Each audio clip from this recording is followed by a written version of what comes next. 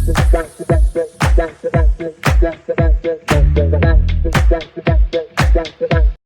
का स्वागत है आपके अपने YouTube चैनल एक ज्ञान पर। जैसे कि आपको पता है कि हमने ह्यूमन राइट्स के ऊपर एक सीरीज स्टार्ट की है, जिसमें हमने अपनी लास्ट वीडियो में डिस्कस किया था स्टेट ह्यूमन राइट्स कमीशन। आज हम डिस्कस करने वाले हैं नेशनल कमीशन फॉर माइनॉरिटीज। तो चलिए आज के अपने टॉपिक को स्टार्ट करते हैं। अगर आप चैनल पर नए हैं तो चैनल को सब्सक्राइब करें ताकि आपको सारे अपडेट टाइम टू टाइम मिलते रहे। 1978 में माइनॉरिटीज कमीशन को स्टैब्लिश किया गया एग्जीक्यूटिव रेजोल्यूशन के द्वारा। एग्जीक्यूटिव रेजोल्यूशन का मतलब ये है कि किसी एक्ट के द्वारा नहीं बनाया गया ये कमीशन, ये बनाया गया गवर्नमेंट के एक फॉर्मल ऑर्डर के द्वारा। ऑर्डर बोल दे, डिक्लेरेशन बोल दे, डिसीजन बोल दे, उसके द्वारा इस कमीशन को स्टैब्लिश किया गया। और कारण भी बताया गया कि आखिर इस कमीशन को क्यों स्टैब्लिश किया जा रहा है। कारण बताया कि देखिए इनइक्वालिटी है, डिस्क्रिमिनेशन है, इस वजह से हमें माइनॉरिटीज की प्रोटेक्शन के लिए एक कमीशन को स्टैब्लिश करना पड़ेगा। देन दूसरा इन्होंने रीजन दिया कि जो सेकुलरिज्म है, सेकुलरिज्म को ठीक से इम्प्लीमेंट करने के लिए भी हमें एक कमीशन की जरूरत है, जो स्पेसिफिकली माइनॉरिटीज कम्युनिटी के जो राइट्स हैं उनको देखेगा। देन बताया नीड फॉर इंस्टीट्यूशनल अरेंजमेंट्स। इसका मतलब ये है कि जो संविधान के अंदर कानून, जो संविधान के अंदर पर्टिकुलर प्रोटेक्शन दी गई है, स्पेसिफिक राइट्स ग्रांट किए गए हैं माइनॉरिटीज के लिए, या फिर सेंटर और स्टेट लेवल पर कोई भी ऐसा कानून बनाया गया है जो माइनॉरिटीज की बेनिफिट के लिए बनाया गया है, या फिर गवर्नमेंट ने कोई भी पॉलिसी बनाई है, स्कीम बनाई है, उस चीज को चेकआउट करने के लिए कि ये जो कानून बनाए गए हैं, ये जो पॉलिसीज हैं, ये ठीक से इंप्लीमेंट की गई हैं या नहीं की गई हैं, इन चीजों को चेक करने के लिए कोई एक इंस्टीट्यूशन होना चाहिए जो स्पेसिफिकली माइनॉरिटीज के लिए काम करेगा। इस कारण से गवर्नमेंट ने माइनॉरिटीज कमीशन को स्टैब्लिश किया है। अब देखिए बाद में ऐसा महसूस हुआ कि एग्जीक्यूटिव रेजोल्यूशन सफिशिएंट नहीं है, इसके लिए कोई ना कोई एक कानून होना चाहिए और हमें इसकी जो पोजीशन है उसको और स्ट्रॉन्ग बनाना चाहिए। गवर्नमेंट के द्वारा एक एक्ट बनाया गया, national commission for minorities act 1992, और इस एक्ट के द्वारा अब इस कमीशन को स्टैट्यूटरी स्टेटस मिल गया और 1993 में फर्स्ट स्टैट्यूटरी कमीशन को स्टैब्लिश किया गया। देखिए ये ऑटोनोमस बॉडी है। ऑटोनोमस बॉडी का मतलब ये है कि इंडिपेंडेंटली काम करता है। एडमिनिस्ट्रेटिव कंट्रोल की बात करें तो ministry of minority affairs government of India के अंडर ये काम करता है। और माइनॉरिटीज की डेफिनेशन एक्ट के अंदर नहीं दी गई है, अलग से गवर्नमेंट ने नोटिफाई किया है कि किस कम्युनिटी को हम माइनॉरिटी कम्युनिटी में काउंट करेंगे।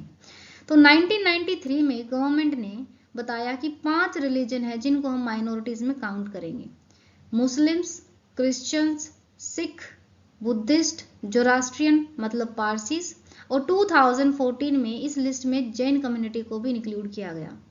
क्या आपको लगता है कि ये जो डिवीजन किया गया है ये ठीक है? क्योंकि जब हम बात करते हैं अलग अलग स्टेट्स की, तो अलग अलग स्टेट्स में आज के टाइम पे माइनॉरिटी कम्युनिटी का जो स्टेटस है वो चेंज हुआ है बहुत ज़्यादा। जैसे कि जम्मू कश्मीर की बात करते हैं तो वहाँ पर हिंदू, सिख माइनॉरिटी कम्युनिटी में है, तो उनके लिए वहाँ पर प्रोटेक्शन नहीं है, और ये जो कमीशन है वो उनके लिए काम भी नहीं करेगा क्योंकि माइनॉरिटी में काउंट नहीं किया गया है।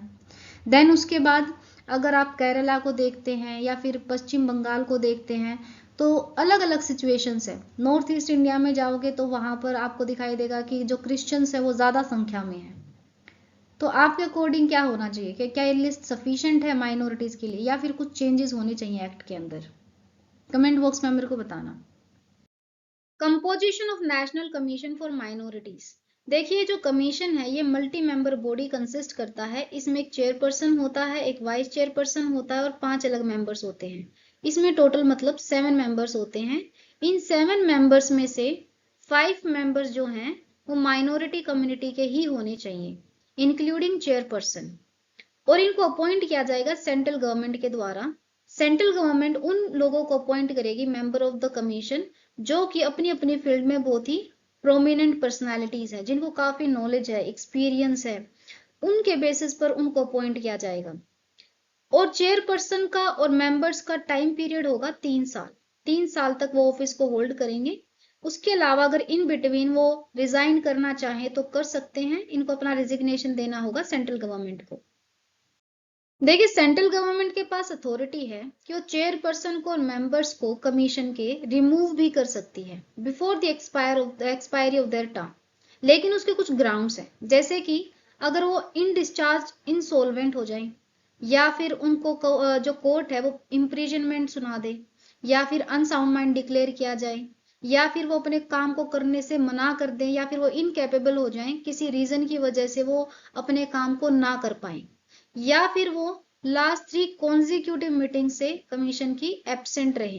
जैसे कि कमीशन की मीटिंग होती है और लगातार 3 मीटिंग से अगर कोई भी मेंबर जो है या चेयरपर्सन जो है वो एब्सेंट है, तो गवर्नमेंट के पास राइट है कि वो उनको रिमूव कर सकते हैं। अगर वो अपनी पोजीशन का मिसयूज करते हैं, अपनी पावर का गलत तरीके से यूज करते हैं, तो in that situation also central government can remove the chairperson और any member of the commission. Functions of the national commission for minorities. देखिए, कमीशन बनाया गया माइनॉरिटी कम्युनिटी के लिए, तो ऑब्वियस सी बात है कि माइनॉरिटीज की डेवलपमेंट के लिए काम करेगा। तो फंक्शंस को याद करना बहुत ही ईजी है, तो सिंपली याद रखें कि माइनॉरिटीज की डेवलपमेंट हो, इस चीज पर ध्यान रखेगा। देन कॉन्स्टिट्यूशन को पढ़ेगा, जो भी लीगल एक्ट्स हैं उनको पढ़ेगा और बताएगा कि देखो हम किस तरीके से इन कानूनों को और ज़्यादा अच्छा बना सकते हैं और अच्छे से इम्प्लीमेंट कर सकते हैं, जो कि बेनिफिशियल होंगे माइनॉरिटी कम्युनिटी के लिए। देन अगर किसी व्यक्ति के साथ गलत होता है, उसके राइट्स का वोलेशन होता है, तो वो कंप्लेंट सबमिट कर सकता है कमीशन को, और कमीशन उसके ऊपर इन्वेस्टिगेट करेगा, इंक्वायरी करेगा।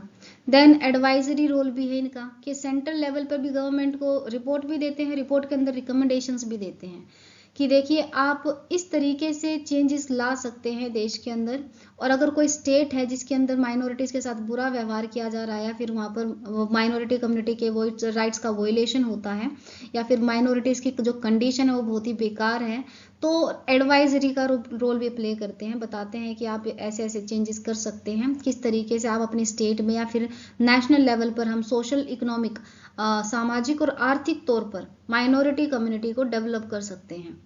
रिसर्च को भी प्रमोट करता है माइनॉरिटीज के ऊपर, और खुद भी रिपोर्ट्स तैयार करता है, एनालिसिस करता है माइनॉरिटी कम्युनिटीज के डाटा को। देन आता है अदर फंक्शंस। अदर फंक्शंस का मतलब ये है सेंट्रल गवर्नमेंट जो भी अलग से अगर इनको कोई फंक्शन देती है कि आपको ये काम भी करना है, तो वो करेंगे। So these are the basic function of the national commission of for minorities. National commission for minorities. तो देखिए, जब हम पावर्स की बात करते हैं तो पावर्स इन्होंने हमारे लिए बहुत ही इजी कर दिया। देखिए, जब भी किसी भी मैटर के ऊपर इन्वेस्टिगेट करते हैं, तो इस कमीशन के पास वही पावर है जो सिविल कोर्ट के पास पावर है। और सिविल कोर्ट को पावर कौन ग्रांट करता है? भाई, कोड ऑफ सिविल प्रोसीजर में बताई गई है कि किस तरीके से सिविल कोर्ट फंक्शन करेंगे। तो जो सिविल कोर्ट के पास पावर है वही नेशनल कमीशन फॉर माइनॉरिटीज के पास है। जैसे कि समन करने की अथॉरिटी है इनके पास, then requiring the discovery and production of any document, receiving evidence on affidavit, requisitioning public records, issuing commission for examination of witnesses and documents, any other matter which may be prescribed. जो commission है ये annually एक report submit करेगा central government को। अगर बीच में भी कोई नेसेसरी रिपोर्ट है जो इन्हें सबमिट करनी है, कर सकते हैं, लेकिन एनुअली ये एक रिपोर्ट सबमिट करते हैं सेंट्रल गवर्नमेंट को कि इन्होंने माइनॉरिटीज के लिए क्या काम किया है, और रिपोर्ट में कुछ रिकमेंडेशंस भी दे सकते हैं और बता सकते हैं कि कौन सी पॉलिसीज हम लेके आ सकते हैं देश के अंदर, जिससे कि माइनॉरिटी कम्युनिटी का बेनिफिट हो। अब ये जो रिपोर्ट है ये सेंट्रल गवर्नमेंट के द्वारा दोनों हाउसेज में प्रेजेंट की जाएगी, और दोनों हाउसेज में जब प्रेजेंट की जाएगी तो memorandum of action taken on the recommendation, कि किस तरीके से जो भी रिकमेंडेशंस दी गई हैं उनके ऊपर एक्शन लिया गया है, जो भी इशू राइज हुआ है उसको किस तरीके से रिजोल्व किया गया है, या फिर कोई रिकमेंडेशंस दी गई है तो उसको क्यों एक्सेप्ट किया गया और क्यों एक्सेप्ट नहीं किया गया है, उन चीजों के बारे में डिस्कशन होगा। देखिए, मेमोरेंडम का मतलब होता है official explanatory statement of government response, कि गवर्नमेंट ने उन चीजों पर किस तरीके से रिस्पॉन्स किया है, उस चीज के बारे में बात करता है मेमोरेंडम ऑफ एक्शन टेकन। तो आज हमने डिस्कस किया है नेशनल कमीशन फॉर माइनॉरिटीज। अगर आपका कोई भी क्वेश्चन है तो आप कमेंट बॉक्स में पूछ सकते हैं, और आज की अपनी वीडियो को हम यहीं पर एंड करते हैं। अब मिलेंगे नेक्स्ट वीडियो में। वीडियो अच्छी लगी हो तो चैनल को सब्सक्राइब करें, वीडियो को लाइक और शेयर करें।